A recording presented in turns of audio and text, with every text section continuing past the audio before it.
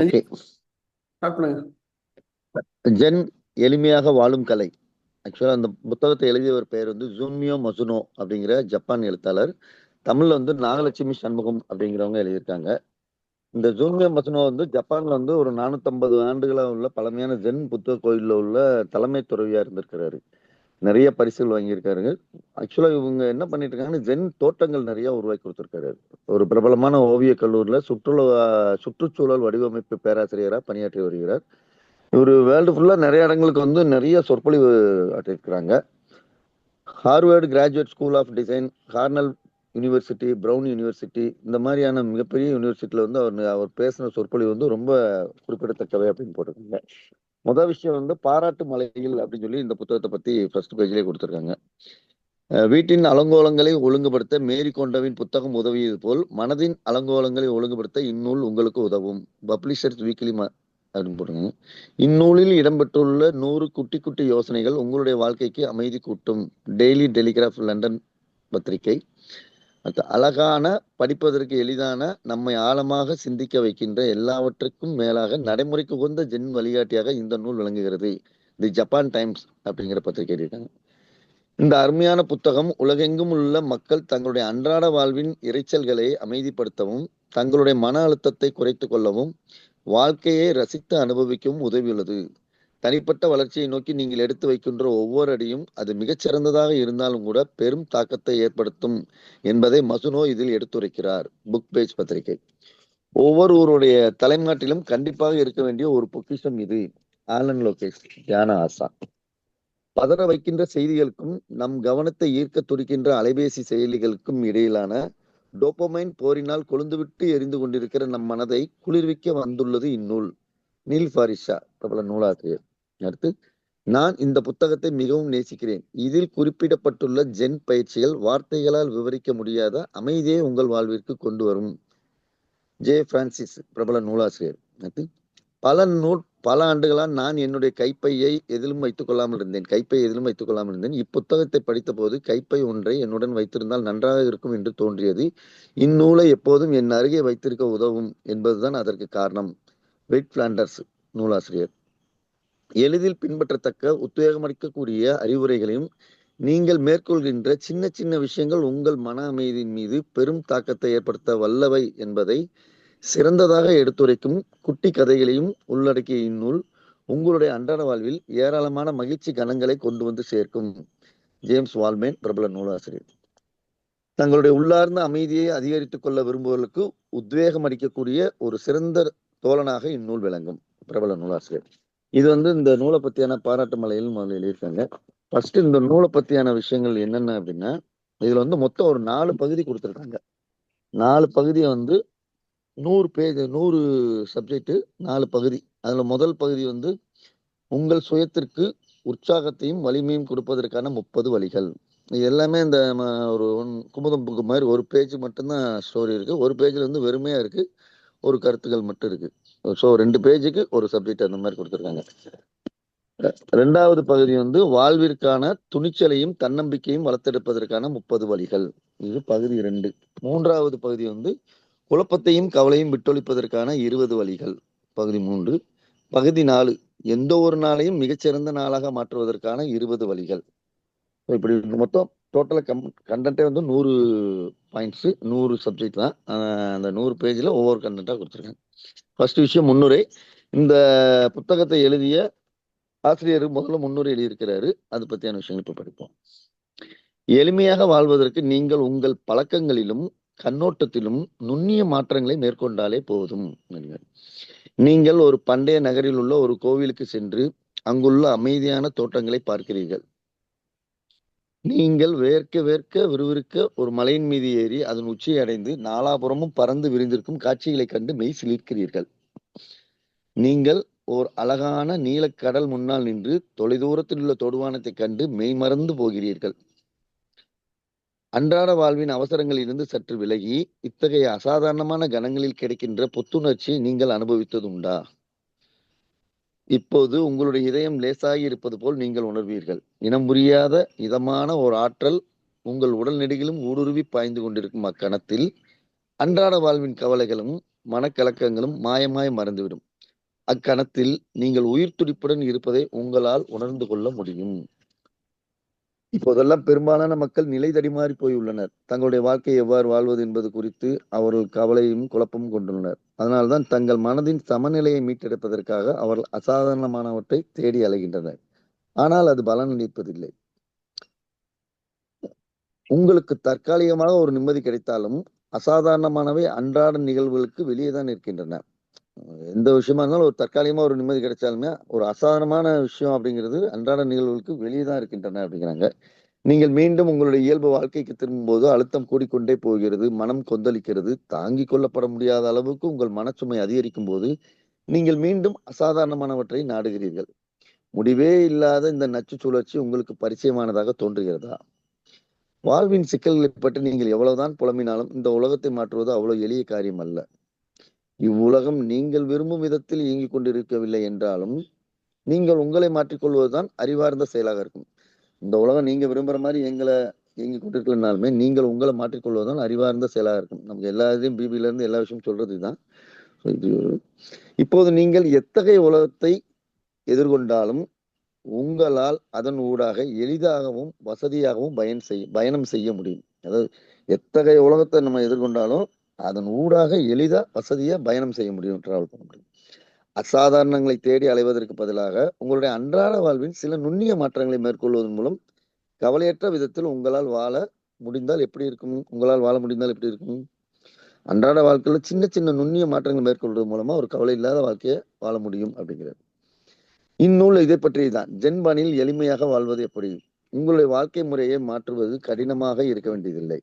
உங்களுடைய பழக்கங்களிலும் உங்களுடைய கண்ணோட்டத்திலும் ஒரு சில நுண்ணிய மாற்றங்கள் ஏற்படுத்தி கொண்டாலே போதும். அதற்காக நீங்கள் பண்டைய நகர கோயிலுக்கு போக வேண்டியதில்லை. மேல் மூச்சு கீழ் மூச்சு வாங்க எந்த ஒரு மலை உச்சியும் அடைய வேண்டியதில்லை. உங்கள் கால்களை நனைத்து அலைகடல்களை தேடி செல்ல வேண்டியதில்லை.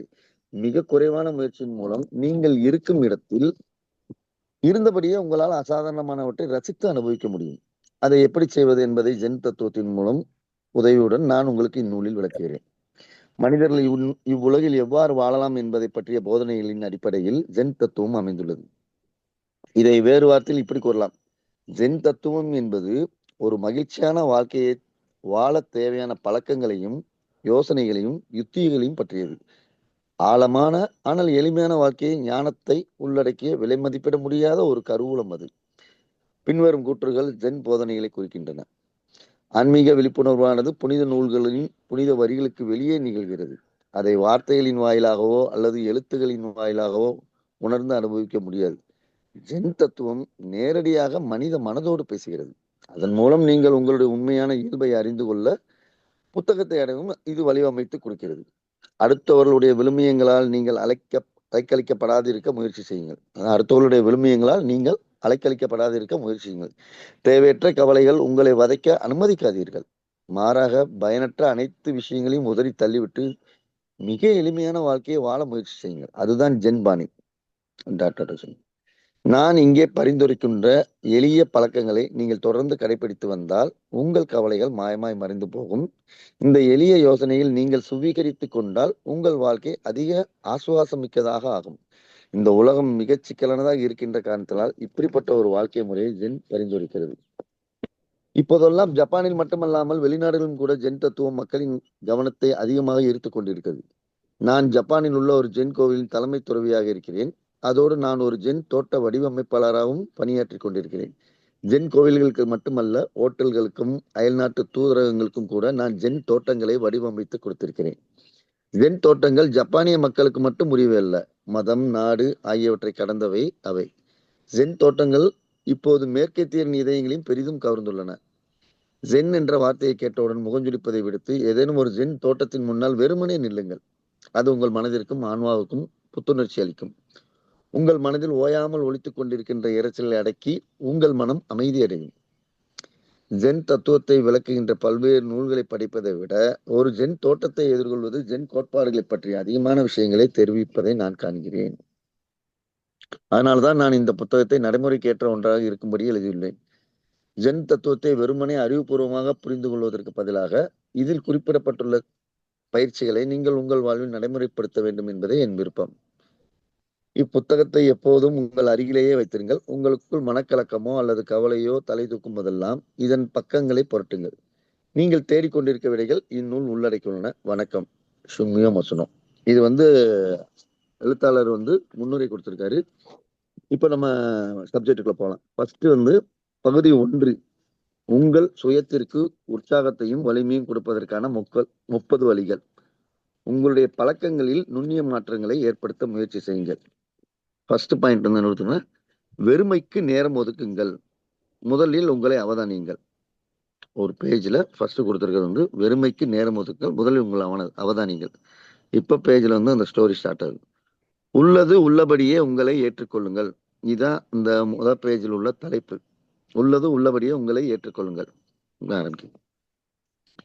நம்முடைய அன்றாட வாழ்வில் எதை பற்றியும் சிந்திக்காமல் இருப்பதற்கு நமக்கு நேரம் இருக்கிறதா? நம்முடைய அன்றாட எதை பத்தியுமே சிந்திக்காம இருக்கிறதுக்கு ஒரு நேரம் இருக்கிறதா நமக்கு? பெரும்பாலான நபர்கள் அதற்கு செலவிடுவதற்கு என்னிடம் ஒரு கணம் கூட நேரம் இல்லை என்றுதான் கூறுவார்கள். நேரம் நமக்கு எப்போதும் தட்டுப்பாடாகத்தான் இருக்கிறது.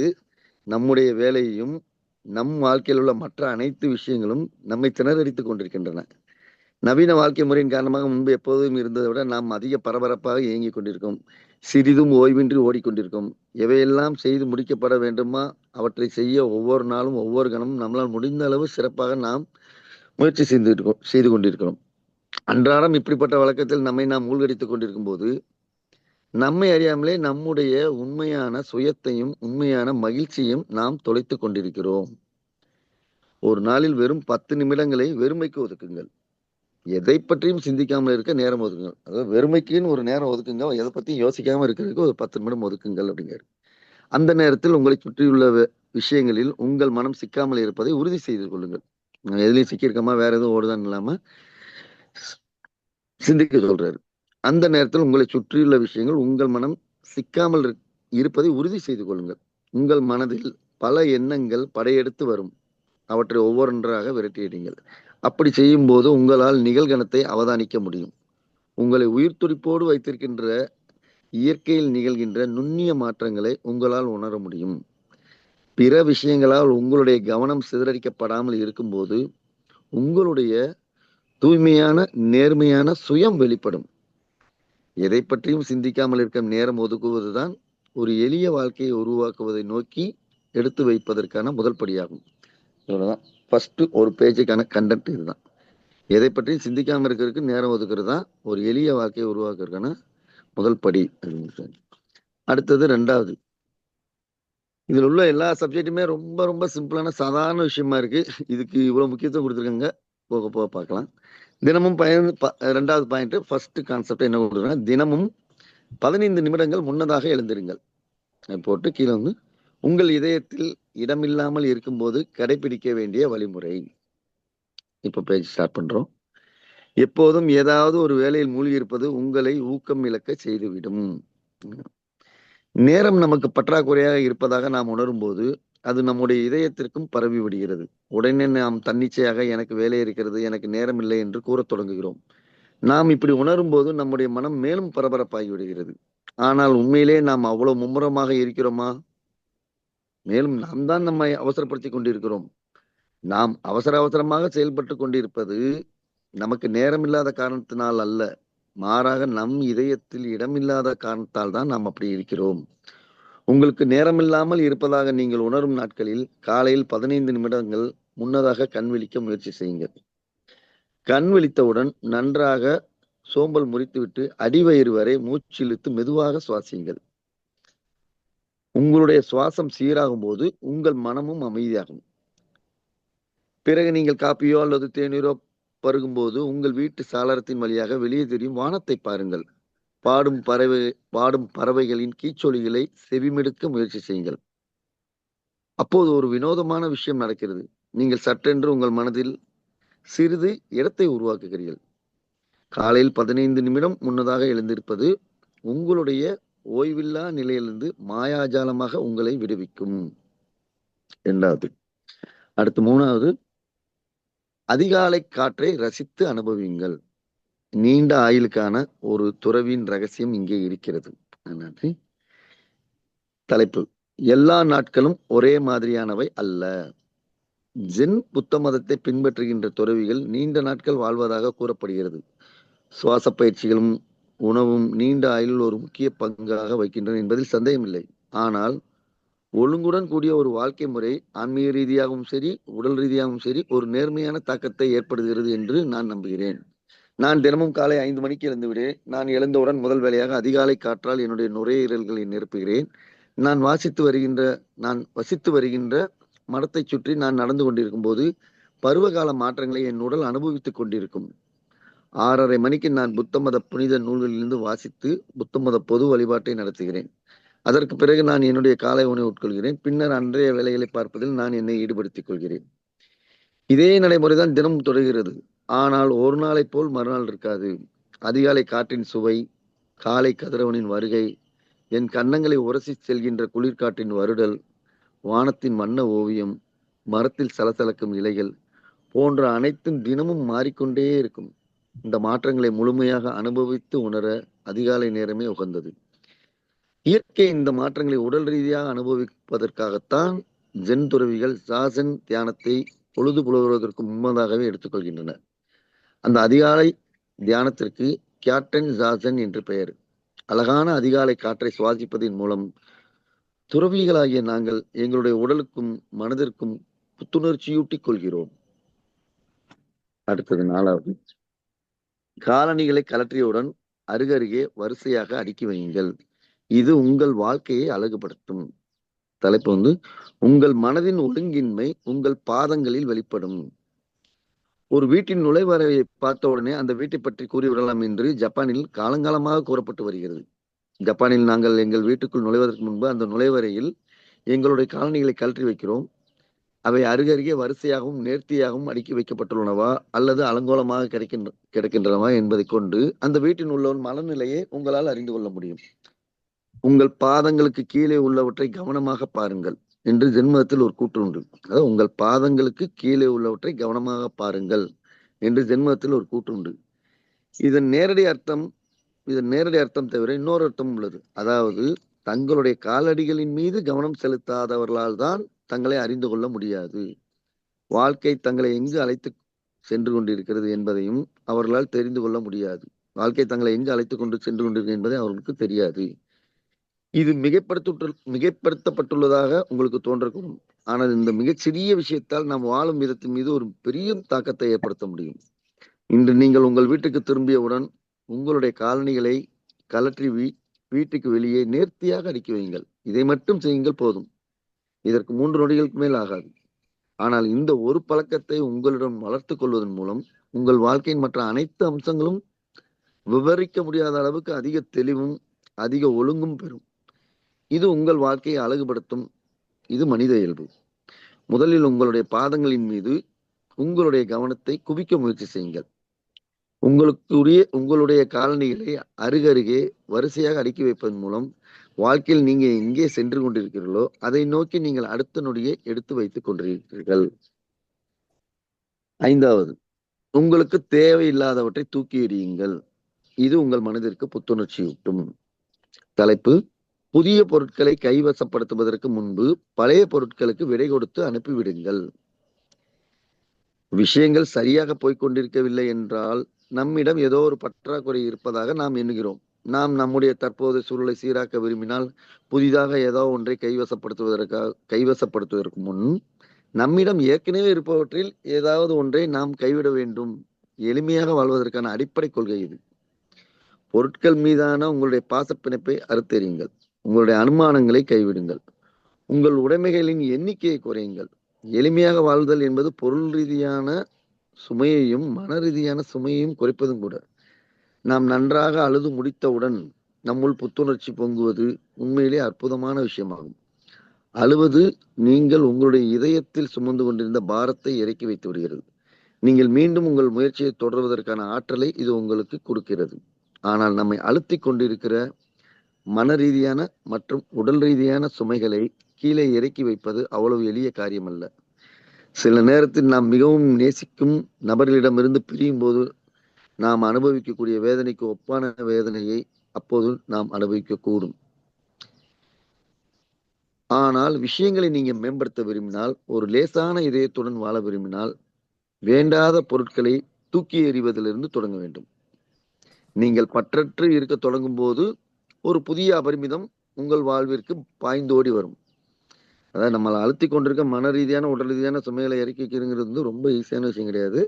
அதுல குறிப்பா வந்து நம்மளை நேசிக்கக்கூடியவங்களை வந்து பிரியும் போது நாம அனுபவிக்கக்கூடிய வேதனையை விட அதிகமான ஒன்றும் கிடையாது. அவ்வளவு ஒரு வேதனையான விஷயம். இதுல ஒரு பற்றற்ற வாழ்க்கையை பற்றி எப்படி சொல்றாருன்னா, ஒரு லேசான இதயத்துடன் வாழ விரும்பினால் மேம்படுத்தினால் சின்ன விஷயமா இருக்க வேண்டாத பொருட்களை தூக்கி எறிக்கிறது தான் தொடங்கணும். நம்ம எவ்வளவோ பெரிய விஷயங்களும் பார்க்கல. வேண்டாத பொருட்களை தூக்கி எறியும். நீங்கள் பற்றற்று இருக்க தொடங்கும் போது ஒரு புதிய அபரிமிதம் உங்கள் வாழ்வில் பாய்ந்தோடி வரும். 6வது, உங்களுடைய மேசையை ஒழுங்குபடுத்துங்கள். சுத்தப்படுத்துவது உங்கள் மனதை பட்டை தீட்டுகிறது. இப்ப அடுத்த தலைப்பு. உங்கள் மேசை உங்களுடைய உள்ளார்ந்த மனதை பிரதிபலிக்கின்ற ஒரு கண்ணாடியே. உங்கள் அலுவலகத்தில் உங்கள் முன் இருக்கும் மேசையை கவனிங்கள். தங்களுடைய மேசைகளை நேர்த்தியாக வைத்திருக்கும் நபர்கள் பெரும்பாலும் தங்களுடைய வேலையிலும் சிறப்பாக செயல்படுபவர்களாக இருப்பதை நீங்கள் காணலாம். அதற்கு நேர்மாறாக யாருடைய மேசைகள் எப்போதும் அலங்கோலமாக இருக்கின்றனவோ அவர்கள் பெரும்பாலும் ஒழுங்கற்றவர்களாகவும் தங்கள் வேலையின் மீது கவனம் செலுத்த திணறிக் கொண்டும் இருப்பார்கள். விஷயங்கள் ஒழுங்காக செயல்படாத போது அவற்றை சரி செய்யுங்கள். விஷயங்கள் சீர்குலையும் போது அவற்றை ஒழுங்குபடுத்துங்கள். தினமும் மாலையில் உங்கள் வேலை முடிந்தவுடன் உங்கள் மேசையை சுத்தப்படுத்தி எல்லாவற்றையும் அதன் இடத்தில் வையுங்கள்.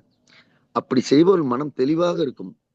அவர்களால் தங்களுடைய வேலையின் மீது 100% கவனம் செலுத்த முடியும். ஜென் கோவில்களில் உள்ள துறவிகள் தினமும் காலையிலும் மாலையிலும் தங்களுடைய கோவில்களை சுத்தப்படுத்துவர். நாங்கள் அதை இதயபூர்வமாக செய்கிறோம் என்றாலும் கோவில் அழுக்காக இருப்பதால் நாங்கள் அதை செய்யவில்லை. மாறாக கோவிலை பளிச்சென்று வைத்திருப்பதோடு மட்டுமல்லாமல் சுத்தப்படுத்துதல் என்ற செயல் மூலம் எங்கள் மனங்களையும் பளிச்சு சூட்டுவதன் மூலம் பளிச்சூட்டுவது தான் இது எங்கள் நோக்கமாகும். அதாவது கோயில் வந்து அழுக்கா இருக்கு, கோயிலை துடைக்கிறோம், கோயிலை சுத்தப்படுத்தணுங்கிறது எங்க நோக்கமே கிடையாது.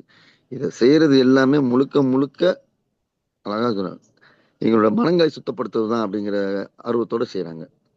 நீங்கள் ஒரு துடைப்பத்தை கொண்டு பெருக்குகின்ற ஒவ்வொரு முறையும் நீங்கள் உங்கள் மனதில் படிந்துள்ள தூசுகளை அகற்றுவீர்கள். மனசை தூய்மைப்படுத்த நினைச்சு ஒரு துடைப்பத்தை கொண்டு பெருக்கிற ஒவ்வொரு முறையும், ஒரு துணியை கொண்டு நீங்கள் துடைக்கின்ற ஒவ்வொரு முறையும் உங்கள் இதயம் மென்மேலும் அதிகமாக ஒளிர்கிறது. இது உங்களுடைய அலுவலக மேசைக்கும் பொருந்தும், உங்களுடைய வீட்டில் உள்ள அறைகளுக்கும் பொருந்தும். உங்களுடைய கவலைகளும் குழப்பங்களும் உங்களுக்கு இடையூறு ஏற்படுத்த அனுமதிக்காதீர்கள். உங்களை சூழ்ந்துள்ளவற்றை ஒழுங்குடன் வைத்துக் கொள்வது உங்கள் மனம் எப்போதும் வலிமையாக இருப்பதை உறுதி செய்வதற்கு இன்றியமையாது. அதான் உங்களை சூழ்ந்துள்ளவற்றை வந்து எப்பயும் ஒழுங்குடன் வைத்துக் கொள்வதுங்கிறது வந்து உங்கள் மனசை எப்போதும் வலிமையா இருப்பதற்கு ரொம்ப உதவியா இருக்கும், உறுதியா இருக்கும் அப்படின்னு சொல்றாங்க. 7வது, மனம் கபில்கின்ற ஒரு கோப்பை காப்பியை தயாரியுங்கள். எது ஒன்றையும் நிதானமாக செய்வது மகிழ்ச்சிக்கு வித்திடும். இப்ப தலைப்பு. நாம் முயற்சியை துறக்கும் போது வாழ்வின் இன்பங்களையும் துறக்கிறோம். என்ன சொல்ல வர்றாரு? உங்களுக்கு காப்பி தேவைப்படும் போது நீங்கள் என்ன செய்கிறீர்கள்? நீங்கள் வீட்டில் இருந்தால் காப்பி தயாரிக்கும் இயந்திரத்தை முடுக்கி விடுகிறீர்கள். வீட்டுக்கு வெளியே இருந்தால் ஏதாவது ஒரு காப்பி கடைக்கு நுழைகிறீர்கள். இவை நாம் இயல்பாக செய்கின்ற காரியங்கள். இப்போது வேறொரு காட்சியை கற்பனை செய்யுங்கள். முதலில் நீங்கள் ஒரு காட்டுக்குள் சென்று சுள்ளியை பொறுக்குகிறீர்கள். பிறகு அவற்றை கொண்டு நெருப்பு மூட்டி நீரை கொதிக்க வைக்கிறீர்கள். நீங்கள் காப்பி பொடியை தயாரித்துக் கொண்டிருக்கும் போதே மேலே வானத்தை ஏறிட்டு பார்த்து இன்று எவ்வளவு அழகான நாள் என்று சிலாகிக்கிறீர்கள். காப்பி இயந்திரத்திலிருந்து உங்களுக்கு கிடைக்கும் காப்பியை விட இப்படி போடப்படும் காப்பி கண்டிப்பாக அதிக சுவையானதா இருக்கும். இதற்கு என்ன காரணம்? 2வது முறையில் காப்பி போடுவதில், சுள்ளி பொறுக்குவதில், தீ மூட்டுவதில், காப்பி பொடியை தயாரித்தல் போன்ற செயல்முறைகள் உயிரோட்டம் பெறுகின்றன. இச்செயல்முறைகள் எவற்றிலும் தேவையற்ற நடவடிக்கைகள் எதுவும் இல்லை. இதைத்தான் எளிமையான வாழ்க்கை என்று நான் அழைக்கிறேன். வாழ்க்கைக்கு முயற்சியும் நேரமும் தேவை. ஆனால் முயற்சியை நாம் துறக்கும் போது வாழ்வின் இன்பங்களையும் நாம் துறக்கிறோம். அவ்வப்போது சௌகரியத்தின் மறுபக்கத்தையும் எட்டி பாருங்கள். 8வது, காகிதத்தில் எழுதும்போது பேனாவை அக்கறையுடன் கையாளுங்கள். உங்கள் கையெழுத்தில் உங்களுடைய உண்மையான சுயத்தை காண முடியும். தலைப்பு. உங்கள் கவனத்தை உள்முகமாக திருப்புங்கள். ஜென் துறவிகள் எப்போதும் வனப்பெழுத்துக்களை வரைவதன் மீது, ஓவியங்களை தீட்டுவதன் மீதும் ஆர்வம் காட்டி வந்துள்ளனர்.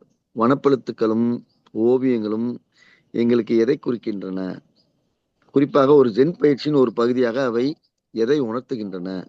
நிரந்தர மதிப்பு வாய்ந்த கலைப்படைப்புகளை சீதனமாக விட்டு செல்வதிலும் எங்களுடைய திறமைகள் குறித்து பெருமை கொள்வதிலும் துறவியாகிய எங்களுக்கு ஆர்வம் இல்லை.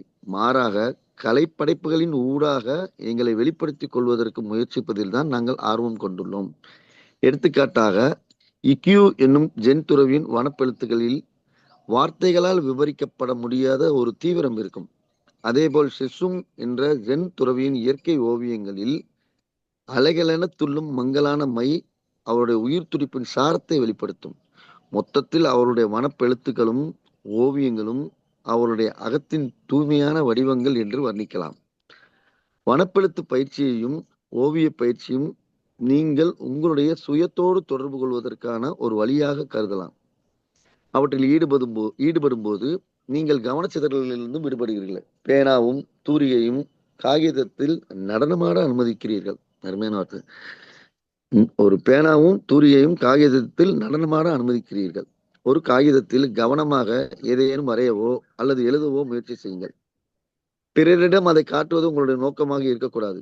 மாறாக உங்களுடைய சுயத்துடன் நீங்கள் நடத்துகின்ற ஒரு உரையாடலாக இருக்க வேண்டும்.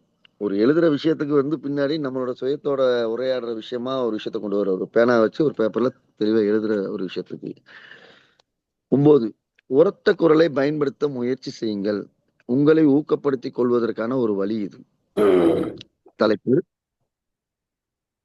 உங்களுடைய அடிவயிற்றிலிருந்து பேசுங்கள், உங்கள் மூளைக்கு வெளிப்பூட்டுங்கள். ஜென் துறவி ஒருவர் புத்த மத சூத்திரங்களை வாய்விட்டு படிப்பதை எப்போதாவது நீங்கள் கேள்விப்பட்டிருக்கீர்களா?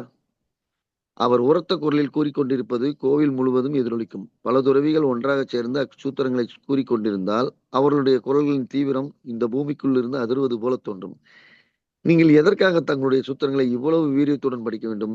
அதற்கு ஒரு காரணம் இருக்கிறது. நீங்கள் சத்தமாக பேசும்போது உங்களாலேயே உங்களுடைய குரலை கேட்க முடியும். அதோடு அது உங்களுடைய மூளையை தூண்டி செயல்பட வைக்கிறது. துறவியலாகிய நாங்கள் அதிகாலையிலே எழுந்திருந்து புத்த மத சூத்திரங்களை வாய்விட்டு படித்து எங்களுடைய மூளையை விழிப்படைய செய்கிறோம். வாய்விட்டு சத்தமாக படிக்க வேண்டும் என்றால் அதற்கேற்ற ஒரு நிலையில் நாங்கள் அமர்ந்து கொள்ள வேண்டும். அடிவயிற்றிலிருந்து சுவாசிக்க வேண்டும். ஓபரா பாடகர்கள் இதே முறையைத்தான் பின்பற்றுகின்றனர். இது உங்களுடைய உடலுக்கு மிகவும் நல்லது. புத்த மத துறைகள் வாய்விட்டு சத்தமாக படிப்பதில் ஒரு அர்த்தம் இருக்கிறது. தினமும் ஒரு முறையாவது உறக்க பேசுங்கள். அது ஒரு காலை வணக்கமாக கூட இருக்கலாம். அது உங்களை எந்த அளவு நல்ல விதமாக உணர வைக்கிறது என்பதை கண்டு நீங்கள் பிரமித்து போவீர்கள். 10வது, உங்களுடைய சாப்பாட்டு வேலைகளை தவற விடாதீர்கள். உணவை நீங்களே தயாரியுங்கள்.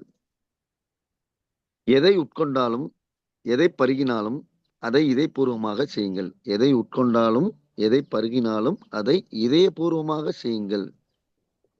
நீங்கள் உணவு உட்கொள்ளும் போது சாப்பிடுதல் என்ற அந்த நடவடிக்கையின் மீது ஒருமித்த கவனம் செலுத்துகிறீர்களா?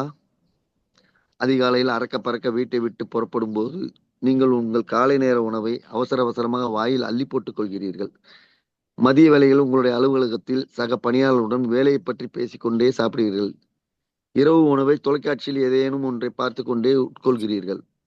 அதனால் உண்ணுதல் என்ற நடவடிக்கை அலட்சியப்படுத்தப்படுகிறது. ஜென் புத்த மதத்தில் இப்படி ஒரு கூற்று இருக்கிறது: எதை உட்கொண்டாலும் எதை பருகினாலும் அதை இதயபூர்வமாக செய்யுங்கள். நீங்கள் ஒரு கோப்பை தேநீரை பருகும்போது தேநீரை குடிப்பதன் மீது மட்டும் உங்களுடைய முழு கவனத்தையும் குவியுங்கள். நீங்கள் உணவு உட்கொள்ளும் போது அந்த உணவின் மீது மட்டும் உங்களுடைய முழு கவனத்தையும் குவியுங்கள். ஓர் உணவு பதார்த்தத்தை ரசித்து உண்ணும்போது அதை சமைத்தவரை பற்றி நினையுங்கள். அந்த காய்கறிகள் விளைந்த தோட்டங்களை உங்கள் மனதில் காட்சிப்படுத்துங்கள். இயற்கையின் கொடைக்கு நன்றி பாராட்டுங்கள்.